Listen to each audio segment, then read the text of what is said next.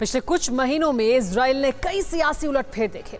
Benjamin Netanyahu गए, Naftali Bennett आए, Bennett गए तो कार्यवाहक पीएम के तौर पर याइर लैपिड आए। चेहरे बदल गए, लेकिन ईरान को लेकर इजराइल की सोच और आक्रामकता वही की वही है। नवंबर में इजराइल में चुनाव होने हैं, उससे पहले ही याइर लैपिड ईरान को लेकर कुछ बड़ा प्लान कर रहे हैं। बुधवार को बाइडेन के साथ उनकी मीटिंग है। मुमकिन है कि इसी दिन ईरान की तबाही पर मोहर भी लग जाए। अगर ऐसा हुआ तो यकीन मानिए मिडिल ईस्ट में कोहराम मच जाएगा।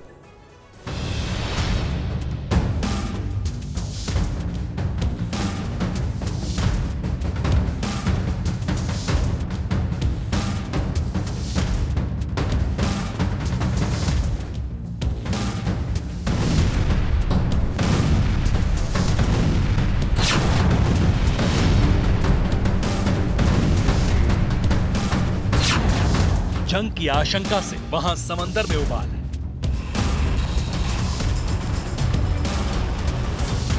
युद्ध के अलार्म से वहां रेगिस्तान में उथल पुथल।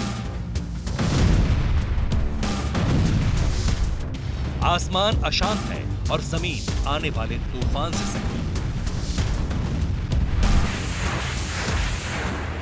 कब मैदान जंग में ऐलाने जंग का शोर उठ जाए किसी को नहीं पता, क्योंकि ये है मिडिल ईस्ट।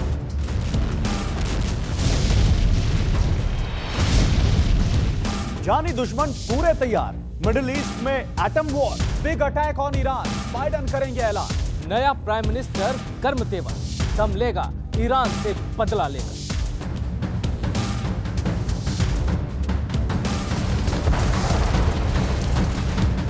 ईरान और इजराइल के बीच अदावत इनके वजूद से जुड़ी, वक्त के साथ दुश्मनी इंतकाम में बदल चुकी। इजराइल इस बार फुल एंड फाइनल के मूड में है। उसे इंतजार है तो बस अमेरिकी राष्ट्रपति जो बाइडेन के ग्रीन सिग्नल का। अमेरिका से सिग्नल मिलते ही इजराइल का मिशन तेहरान ऑन हो जाएगा और अब इजराइल के मिशन तेहरान में बहुत कम वक्त बचा है। बतौर राष्ट्रपति जो बाइडेन का पहला मिडिल ईस्ट दौरा इसी हफ्ते तय है। बाइडेन इसी हफ्ते इजराइल जाएंगे और वहीं पर इजराइल ईरान को सबक सिखाने के लिए बाइडेन पर दबाव बना सकता है।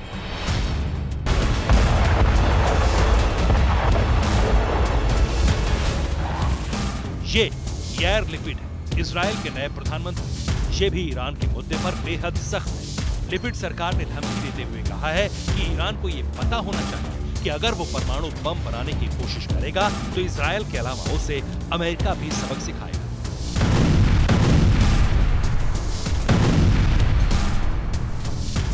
अब सवाल है कि ईरान ने ऐसा क्या कर दिया जिससे इजराइल इतना बौखलाया हुआ है। जुलाई के पहले हफ्ते में इंटरनेशनल एटॉमिक एनर्जी एजेंसी की एक रिपोर्ट आई जिसमें कहा गया था कि यूरोप की परमाणु कार्यक्रमों की निगरानी करने वाली एक संस्था को ईरान ने अपने यूरेनियम एनरिचमेंट कैपेसिटी की जानकारी दी थी। इजराइल को लगता है कि ईरान अपने न्यूक्लियर प्रोग्राम से जुड़ी भ्रामक और गलत जानकारी दुनिया को दे रहा है। इजराइल के पास ऐसे इनपुट भी हैं जिससे पता चलता है कि अगर ईरान को अभी नहीं रोका गया तो अगले 6 महीने में ईरान एटम बम बना लेगा। तो क्या जो बाइडेन के पास ईरान को रोकने का यही आखिरी मौका है?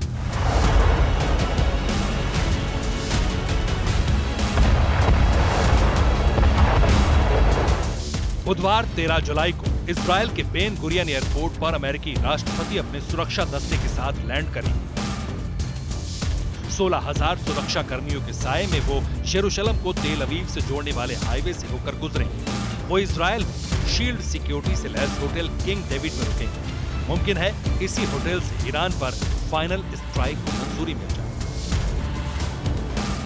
ईरान की सरकारी मीडिया ने भी मान लिया है कि फोर्दो न्यूक्लियर पावर प्लांट में परिष्कृत सेंट्रीफ्यूज का इस्तेमाल करके 20% तक यूरेनियम को एनरिच करने का काम शुरू हो चुका है। इसका मतलब है कि ईरान परमाणु बम बनाने के एक कदम और नजदीक पहुंच गया है। IAEA ने पिछले महीने अपनी रिपोर्ट में जिक्र किया था कि ईरान के पास 43 किलोग्राम एनरिच यूरेनियम है, जो 60% शुद्ध है। अगर एनरिच यूरेनियम की ये शुद्धता 90% तक पहुंच गई तो ईरान एटम बम बनाने की आखिरी रुकावट को भी पार कर लेगा। बाइडेन का मिडिल ईस्ट दौरा बहुत महत्वपूर्ण है। इजराइल ने यूएस को अपने सबसे करीबी दोस्त माना, इसमें कोई शक नहीं। पर अभी जो यूएस की पॉलिसी चल रही ईरान के साथ, कि वो 2015 की डील को दोबारा से रेस्टोर करना चाह रहे हैं। उधर से ईरान लगातार अपनी न्यूक्लियर एनरिचमेंट कैपेसिटी बढ़ाता जा रहा है। उसने वियना में स्थित वॉचडॉग को बताया भी है कि मेरी कैपेसिटी बढ़ चुकी है। अमेरिका सुपर पावर है तो इजराइल मिडिल ईस्ट का बॉस है। ईरान इन दोनों का दुश्मन है। ईरान के मिलिट्री कमांडर सूरज उगने के साथ ही इन दोनों मुल्कों की तबाही की शपथ लेते हैं। इजराइल और अमेरिका से एक साथ भिड़ना ईरान के लिए नामुमकिन है।